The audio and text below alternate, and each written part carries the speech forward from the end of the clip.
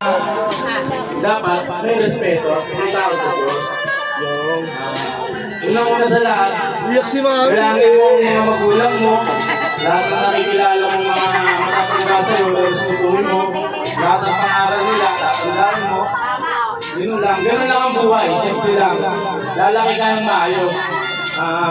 Si Papa, kahit ilang semento ang haluin ni Papa, ilang bakal ang puputulin, ilang kawang tatali, mainitan man ako kahit summer, kahit maulan lang, kahit tag-ulan.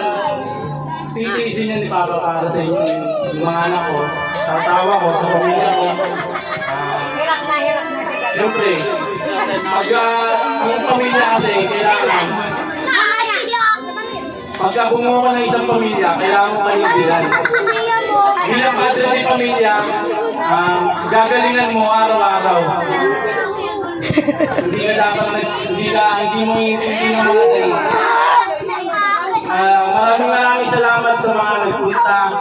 Kahit naulan, kahit may hassle, nagpunta kayo sa mga tumulong, kila Lolo Obeng, sa nagpapwesto, kila Tia Gladys, kila Tia Nelson, Tia Leo, Tia Matt, kila Rogie, kumpali ko, sa mga bisita namin, sa mga ibigin ni Bessie, kaibigan ko, kumpali ko sa 13, nagpunta pa, kay Mama, mga bata dito na kaibigan ni Nira, kasama ni Rogie, maraming salamat sa inyo.